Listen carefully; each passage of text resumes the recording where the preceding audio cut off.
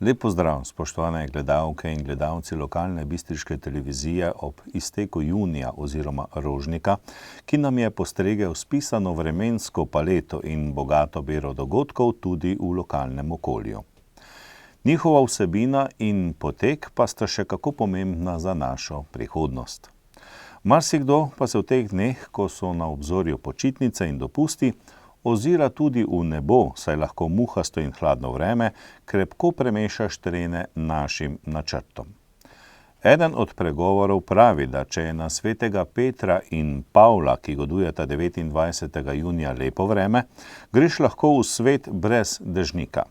Brez dežnika pa lahko zagotovo spremljate našo informativno oddajo, v kateri boste izvedeli marsikaj zanimivega. Zato ste vabljeni k ogledu. Na Pragerskem končno odprt regijski center za ravnanje z odpadki. Tudi slovenski alpinisti zbirajo denar za prebivalce Nepala, ki jih je prizadel uničujoč potres. V galeriji Grad v Slovenski Bistrici razstava del Iveta Šubica s partizansko motiviko. Zaradi slabega vremena okrnjen obisk drugega bistriškega tabora. Krajevna skupnost je obeležila svoj praznik. Muzejska noč tudi v Slovenski Bistrici, obisk presenetljiv.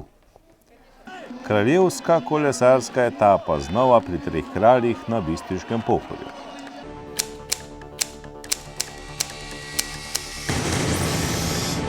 V prispevku Aktualno objavljamo nekaj utrinkov z odprtja regijskega centra za ravnanje z odpadki na Pragerskem. V petek, 19. junija, so na Pragerskem tudi formalno odprli regijski center za ravnanje z odpadki drugega reda Štajerske regije. Center sodi med 6 regionalnih slovenskih centrov. Operacije je skupen projekt občin Slovenska Bistrica, Makole, Poljčane, Oplotnica, Rače Fram, Slovenske Konjice, Vitanje in Zreče. Koordinatorica projekta je bila občina Slovenska Bistrica. Operacija je bila delno financirana iz kohezijskega sklada Evropske unije. Del sredstev je zagotovila Republika Slovenija iz postavk Ministrstva za okolje in prostor, razliko potrebnih sredstev pa so po dogovorjenem ključu zagotovile vse vključene občine. Glavni izvajalec del je bila družba Riko Ljubljana, pogodbena partnerja oziroma podizvajalca pa družbi Granit Slovenska Bistrica in vodno-gospodarsko podjetje Drava Ptuj. Odprtja se je udeležila tudi ministrica za okolje in prostor Irena Majcen, ki je povedala, da 6 regijskih centrov trenutno zadošča potrebam naše države. V samem Podravju pravzaprav ta center edini, ki izpolnjuje pogoje za delovanje, in to ima mehansko-biološko obdelavo odpadkov in pa kompostarno. Takih centrov je v Sloveniji po kapaciteti dovolj, da se predelajo, prevzamejo in še dodatno klasificirajo odpadki.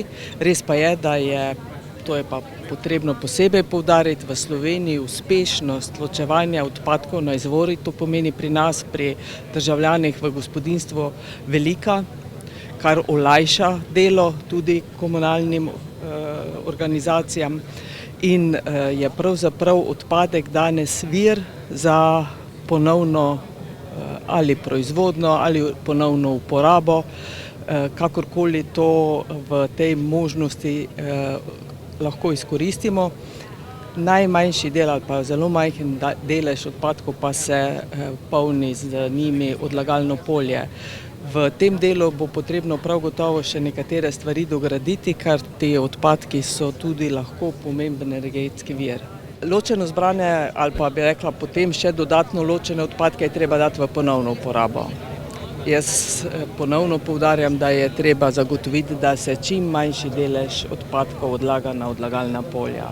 Seveda na odlagalna polja pa drugje, razen v teh 6 centrih, ki so že zgrajeni oziroma imajo tudi okoljevarstvena dovoljenja, ni možno.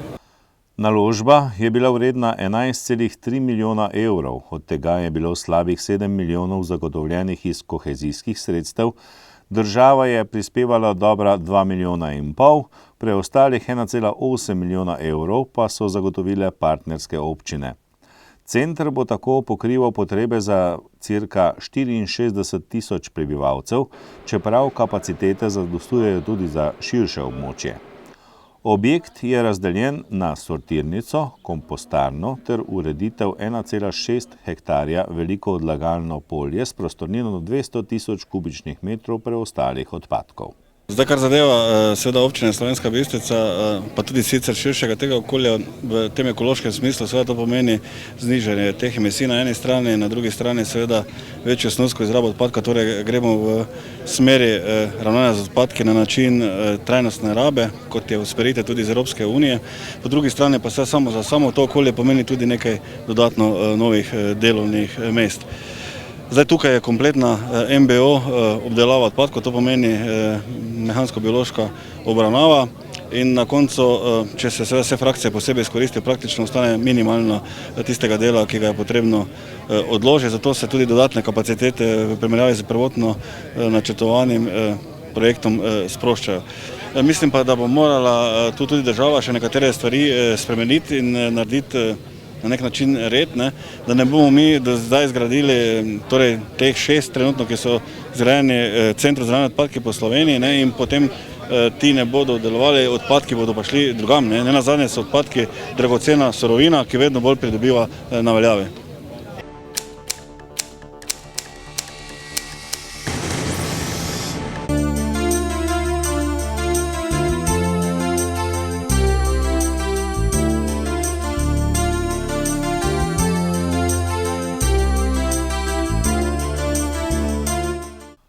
V rubriki Lokalne novice smo za informativno oddajo tega tedna zbrali nekaj zanimivih dogodkov, tako v mestu kot v okolici.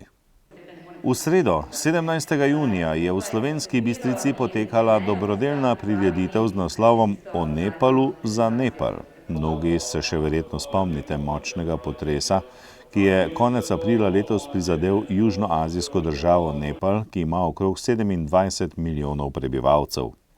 Nepal meji na Kitajsko in Indijo, svetovno znana pa je Himalaja, največja gorska veriga na svetu, z najvišjim vrhom Mount Everestom, ki je hkrati tudi najvišji vrh v svetovnem merilu. Nepal je revna država, s tisočerimi spomeniki zgodovinske in kulturne dediščine, je dežela nasproti, katere prebivalci govorijo kar 120 različnih jezikov. Prav Himalaja privablja številne ljubitelje alpinizma, tudi Slovenije Bistričane. Mednarodni gorski vodnik Milan Romih je na prireditvi predstavil trekking po Nepalu, ki se ga je udeležila 15-članska alpinistična ekipa iz Slovenske Bistrice. Izkupiček od prostovoljnih prispevkov so alpinisti namenili Šerpi Kamiju in njegovi družini, ki jih je prizadel potres. Gost prireditve je bil tudi generalni konzul Nepala v Sloveniji Aswin Kumar Shrestha. V okviru praznovanj konca druge svetovne vojne so v Slovenjebistriški galeriji Grad odprli razstavo del slikarja, ilustratorja in grafika Iveta Šubica z naslovom Zapečateni spomini. Ive Šubic, ki se je rodil leta 1922, izhaja iz umetniško nadarjene družine poljanskih kmetov. Študij slikarstva je prekinila vojna, odšel je v partizane, zato njegova dela preveva motivika narodno-osvobodilnega boja. Šubic je najpomembnejši slovenski slikar, grafik in ilustrator, ki je upodabljal narodni odpor. Je pa v njegovem slikarskem opusu tudi veliko motivov iz kmečkega življenja in monumentalizma, kar priča poslikava veže slovenskega parlamenta. Njegova dela so z nostalgijo občudovale generacije Slovencev, ki so odraščali po drugi svetovni vojni, zlasti še njegovo vojno tematiko in izkušnje iz partizanstva. Razstavo je odprl župan dr. Ivan Žagar, predstavila jo je umetnostna zgodovinarka Saša Bučan, dogodek pa je s harmoniko pospremil Smiljan Ogorelec.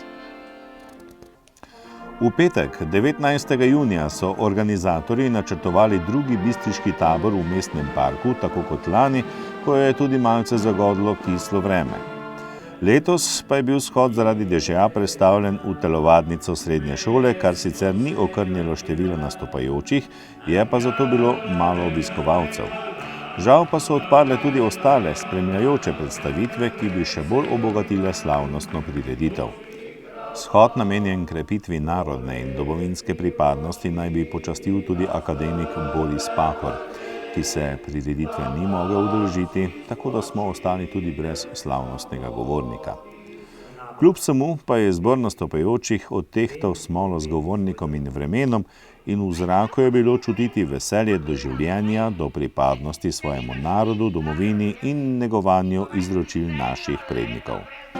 Tukaj so bili pihalna godba Spodnje Polskave, pa vivere in glaska, Jebela cesta, Gemaj, pevski zbori, ljudske pevke, plesali so folkloristi, nastopile so ložniške ufarce, recitatorji in mnogi drugi. Bilo je lepo, kajti dokler bomo imeli toliko zanesenjakov, ki za svoje delo ne zahtevajo nič, smo lahko ponosni nase. In še vedno bomo lahko vzklikali: o domovina, ti si kakor zdravje.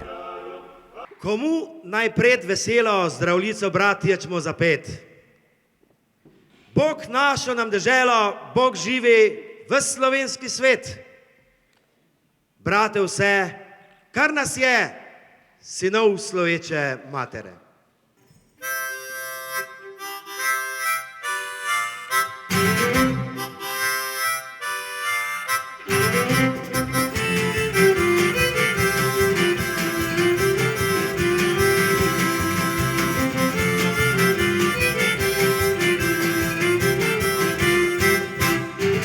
Regiment po cesti gre, pa moj fantik zraven je. Pa moj fantik se izmed se spozna, zele, zele, zele pušec ma. Pa moj fantik se izmed se spozna, zele, zele, zele pušec ma.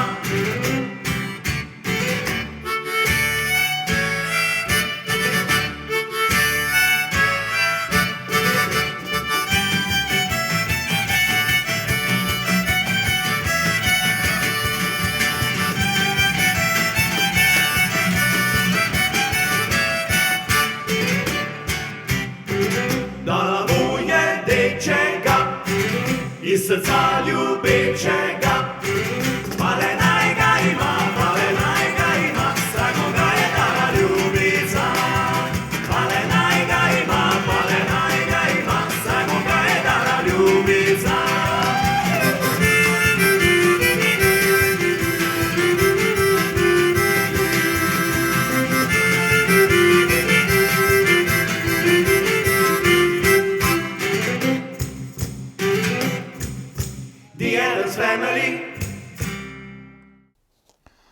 V soboto, 20. junija, je bila praznična sobota tudi za Tinčane, ki so s številnimi prireditvami obeležili svoj krajevni praznik. Kraje pod Pohorjem, ki sodijo v krajevni skupnosti Tinje, se lahko pohvalijo z napredkom, za katerega so se desetletja trudili tudi domačini sami, s številnimi prostovoljnimi urami, nekaj sredstev pa so pridobili tudi iz drugih virov. Krajevna skupnost se lahko s ponosom ozre na svoje dosežke tako na področju gasilstva, kulture, dobro organiziranega šolstva in predšolske vzgoje, športne dejavnosti in zadovoljivih cestnih povezav, ki vodijo popotnika v osrčje Pohorja. Ob krajevnem prazniku so najbolj zaslužnim podelili nagrade. Najvišjo pa je prejela Ana Capl za področje prostovoljstva.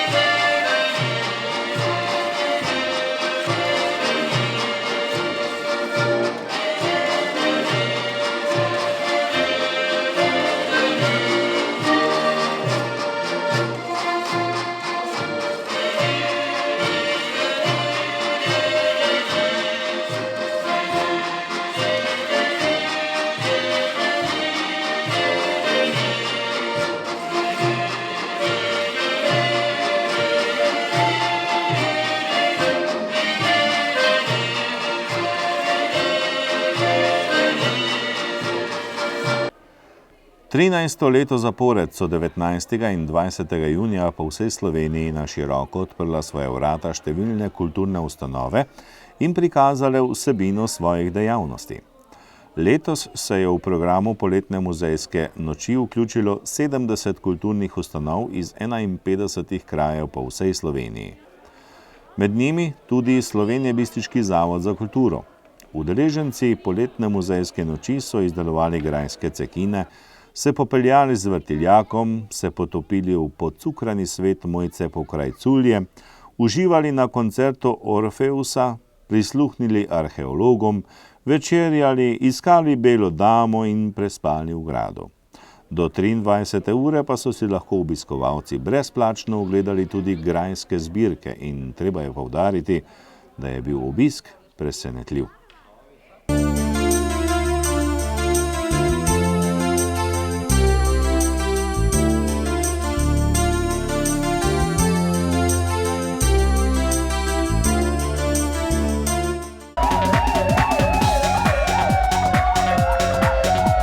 Policisti Slovenjebistriške policijske postaje so pretekli in ta teden zabeležili in obravnavali naslednje dogodke in pojave. Z področja kriminalitete je bilo obravnavanih 14 kaznivih dejanj, od tega 7 tatvin, ponarejanje denarja, neplačevanje preživnine, zloraba bančne kartice, poškodovanje tuje stvari, 2 kaznivi dejanji z področja prepovedanih drog in 1 nasilje v družini. Slovenska Bistrica. V banki so izsledili ponarejen bankovec za 20 evrov, ki ga je nekdo unovčil v gostinskem lokalu. Neznani storilec je natočil gorivo in odpeljal, ne da bi plačal. Prav tako neznani storilec je iz podjetja ukradel različno strojno opremo vredno 3300 evrov. Zgornja Bistrica. Iz novogradnje je neznani storilec ukradel več kosov orodja in motorno žago ter s tem lastnika oškodoval za 800 evrov. Pragersko. V času vikenda je neznani storilec zlorabil bančno kartico podjetja ter s tem podjetje oškodoval za 3000 evrov. Kebel. Iz cisterne z gorivom je nekdo iztočil 2500 litrov kurilnega olja ter poškodoval umetno travo na šolskem igrišču. Šola je oškodovana za 3000 evrov. Zgornja Polskava. Po fasadi objekta in terasi gostinskega lokala je nekdo polil neznano mastno snov ter povzročil za 500 evrov škode. Z področja prometne varnosti so policisti obravnavali 13 prometnih nesreč, podali 2 obdolžilna predloga, izdali 49 plačilnih nalogov in začasno odvzeli 3 vozniška dovoljenja. Zaradi kršenja javnega reda in miru so posredovali 7-krat, obravnavali pa so še 2 požara in samomor.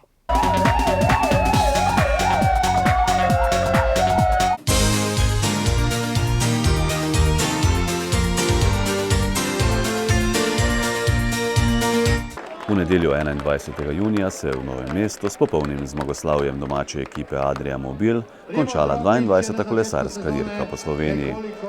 Rumeno majico je ubranil Primož Roglič, v zadnji etapi je slavil Marko Kump, Domen Novak pa je osvojil belo majico za najboljšega mladega kolesarja. Primož Roglič je glavno najtežje delo opravil dan prej, v 3. kraljevski etapi z vzponom na 3 kralje. Nekdanji smučarski skakalec je napadel 4 km pred ciljem. Si pri kolesarju nekaj več kot 10 sekund prednosti, do ciljne črte pa sta mu sledila le Španec Mikel Nieve in Hrvat Radoslav Rogina. Španec je v zadnjih nekaj 10 metrih šel na vso moč. Roglič se je za nekaj trenutkov pomaknil na 3. mesto, nato pa zbral dovolj moči, da je prehitel oba tekmeca za prestižno zmago. Presrečen sem, da mi je to uspelo na nek način na domačih tleh. Etapa je bila zelo naporna, vreme je spremenljivo, torej kaj je odločilo? Na koncu najmočnejše noge, tako kot je ponavadi. V bistvu imel sem zelo veliko težav, ko mi sem zeblo meje in sem vesel, da sem pač v ta finale še uspel toliko prinesne, pa tako predstavo narediti. Vsekakor ste sedaj videli, da zmorete tudi z najboljšimi, torej to je spodbuda za naprej. Kakšni so vaši cilji? Še naprej nastopati, v bistvu čim boljše, pa to je to. Še morda beseda 2 o organizaciji te 3. kraljevske etape? Super, ko mislim. Če bi bilo še vreme malo lepše, bi še malo več okrog gledali, pa bili tako, pa nimam pripomb. Kolesarji so kraljevsko etapo začeli v Dubrovniku in to v soncu. Bolj ko so se približevali Slovenski Bistrici, bolj jim je vreme nagajalo. Dež in nizke temperature so jim dodobra zagrenile pot. Najtežje je bilo pri vzponu čez Ritoznoj do Zgornjega Prebokovja. Poleg tega so kolesarjem nalogo dodatno oteževale še ozke ceste. Bistriški ljubitelji kolesarstva so lahko vrhunske športnike kar 4-krat pozdravili v svoje mesto. In sicer tako na Trgu Svobode kot na krožišču pri Bistriškem gradu. Domači organizatorji so vrhunski športni dogodek popestrili tudi s spremljevalnim programom. Rekreativni kolesarji so se v okviru prireditve po Gričkih in dolinah do Treh kraljev že dopoldne podali na 3. ravninsko etapo po ulicah Slovenske Bistrice. Pred štartom so zbrane nagovorili župan občine Slovenska Bistrica dr. Ivan Žagar, direktor Zavoda za šport Slovenska Bistrica Marjan Štimec, predsednik Športne zveze Slovenska Bistrica Bojan Fajs in glavni pobudnik Božo Juhart-Jakec. Slednji na cilju kraljevske etape ni skrival navdušenja. Zopet bi rekel, da zmaga številka 2, ampak takšnih težkih razmer vremenskih za nas, kaj šele za kolesarje, verjetno še ni bilo. Je nek odgovor nekaterim, da je potrebno dirko napraviti na Vršič, ampak smatram, da so Trije kralji najmanj tako težki, če ne bolj težki, kot je Vršič, in letošnja etapa je to dokazala, kajti že po razglasitvi rezultatov najboljših je prihajala druga gladnina kolesarja. To pomeni, da je to bila izjemno naporna etapa, saj to je vendarle skoraj da prva liga svetovnih kolesarjev ali pa zelo, zelo blizu. Kolesarska dirka je bila znova tudi izjemna priložnost za promocijo občine Slovenska Bistrica. Danes je vreme za tekmovalce res naredilo to etapo še dodatno kraljevsko, to pa sicer ni bilo najbolj ugodno za gledalce, ker sem prepričan, da bi bilo še veliko več o progi, čeprav vemo, da jih je bilo tudi kar precej.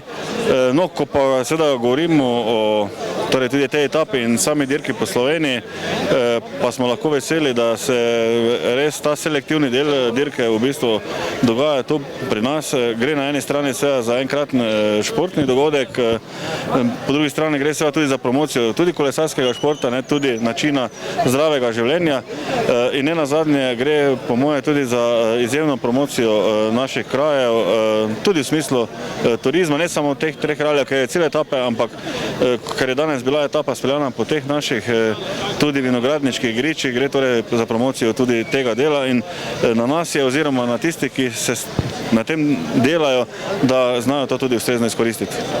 In kako je tretjo etapo ocenil direktor kolesarske dirke po Sloveniji Bogdan Fink? Težka etapa prav zaradi na področju organizacije, ko smo prišli prvič v Slovensko Bistrico, kot da bi se utrgal oblak. Težka je bila to vse skupaj speljati in tako da hvala vsem redarjem, gasilcem in vsem, ki so pomagali. Imeli smo kar nekaj težav, da smo to speljali. Hvala slovenski policiji, potem je že posijalo sonce in hvala Bogu so kolesarji po suhem prišli na Tri kralje. Že pred dirko po Sloveniji ste dejali, da boste prihodnje leto to tekmovanje skušali še nadgraditi. Torej kako? Ja, sigurno manjka še dobro. Danes je že kar dobro delo televizijski prenos, ampak samo v slovenskem prostoru. Radi bi to razširili še v Evropo in da bi slovenski turizem izkoristil kot dirko po Sloveniji kot orodje za predstavitev Slovenije v svetu. V nedeljo 21. junija je v športnem parku v Slovenski Bistrici potekal 4. krog državnega prvenstva v brezkontaktnem ameriškem nogometu oziroma tako imenovanem flag futbalu. Pomerilo se je 6 ekip, med njimi tudi domača Slovenska Bistrica Werewolves, ki je tekmovanje tudi izvedla. Zaradi svoje preprostosti je flag futbal kot enostaven šport primeren za različne stopnje tekmovanj. Igrajo ga namreč tako mlajši in starejši kot tudi ženske. Namen same igre je, da napadalna ekipa pride v nasprotnikovo končno cono. To lahko naredi z različnimi akcijami po zraku s podajo ali pa po tleh s tekom. Edina omejitev je število omejenih napadov, kjer je potrebno priti čez sredino igrišča v zgolj 4 poskusih, drugače morajo predati žogo nasprotniku, ki začne napad na liniji črte napada v svoji končni coni. Če jim pa to uspe, imajo dodatne 4 poskuse, da pridejo v nasprotnikovo končno cono in dosežejo 6 točk za tako imenovani touchdown. Obrambna ekipa se seveda trudi čim prej zaustaviti napad, To pa naredijo tako, da izpulijo zastavico tistemu napadalnemu igralcu, ki ima žogo v posesti. Na mesto, kjer se je to zgodilo, se igra ustavi in od tam se nadaljuje naslednji poizkus. Tako se izognejo trku in podiranju igralcev, saj gre za brezkontaktni šport. Bistričani so sicer v nedeljo 3-krat izgubili. Najprej so morali z 12-72 priznati premoč ekipi Novo mesto Knights. Nato jih je premagalo moštvo Gladiators iz Ajdovščine s 34-26. V zadnjem obračunu pa so izgubili proti ljubljanski ekipi Silverhawks 26-48.